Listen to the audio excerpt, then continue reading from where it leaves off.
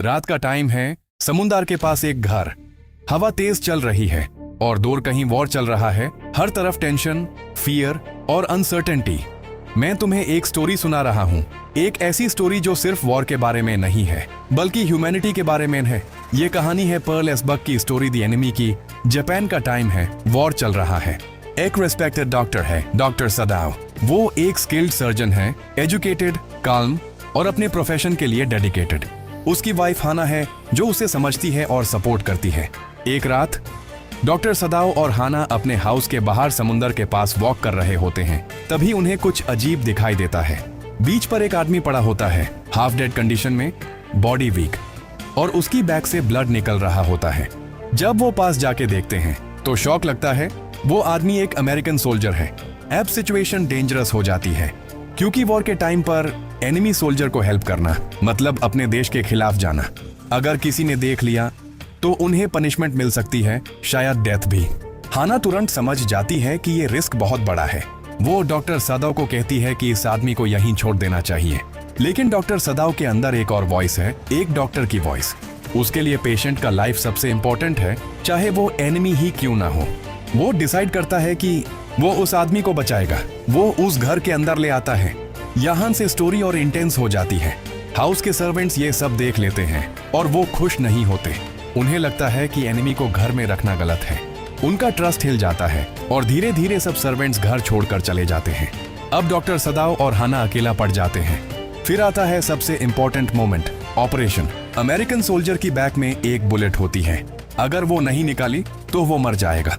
Doctor सदाओ अपनी full skill use करता है, केयरफुली ऑपरेशन करता है और फाइनली बुलेट निकाल देता है। वो सोल्जर को बचा लेता है। ये एक रिस्की डिसीजन था, लेकिन उसने एक लाइफ सेव की। टाइम के साथ सोल्जर रिकवर होने लगता है, लेकिन प्रॉब्लम अभी खत्म नहीं हुई। अब क्वेश्चन ये है, क्या उसे अथॉरिटीज को रिपोर्ट किया जाए? डॉक्टर सदाओ फाइनली डिसाइड करता है कि वो जनरल को इन्फॉर्म करेगा। जनरल एक पावरफुल आदमी होता है, लेकिन सेल्फिश भी। उसे अपनी हेल्थ की ज्यादा चिंता होती है क्योंकि डॉक्टर सदाओ ही उसका पर्सनल डॉक्टर है। जब डॉक्टर सदाओ उसे सब बताता है तो जनरल एक स्ट्रेंज डिसीजन लेता है। वो कहता है कि वो अपने सीक्रेट एजेंट्स को भेजकर उस अमेरिकन सोल्जर को क्वाइटली किल करवा देगा ताकि डॉक्टर सदाओ भी सेफ रहे और प्रॉब्लम भी खत्म हो जाए। डॉक्टर सदाओ को ये प्लान थोड़ा अनईजी लगता है, लेकिन वो वेट करता है। रात बीत जाती है, फिर एक और रात, लेकिन कोई एजेंट नहीं आता। जनरल अपना प्रॉमिस भूल जाता है। अब डॉक्टर सदाओ को समझ आता है कि अगर उसने कुछ नहीं किया तो सोल्जर कभी भी पकड़ा जा सकता है और उसके लिए भी डेंजर बन सकता है। अब उसे एक फाइनल डिसीजन लेना होता है। वो सीक्रेटली यूएस अमेरिकन सोल्जर को हेल्प करता है एस्केप करने में। वो उसे एक बोट देता है, फूड देता है और डायरेक्शन देता है कि वो सेफ जगह तक पहुंच सके।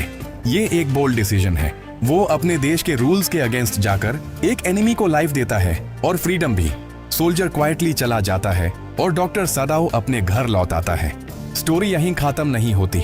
Next day general casually doctor सदाओ से पूछता है और तब उसे रियलाइज होता है कि उसने अपना प्लान फॉलो ही नहीं किया।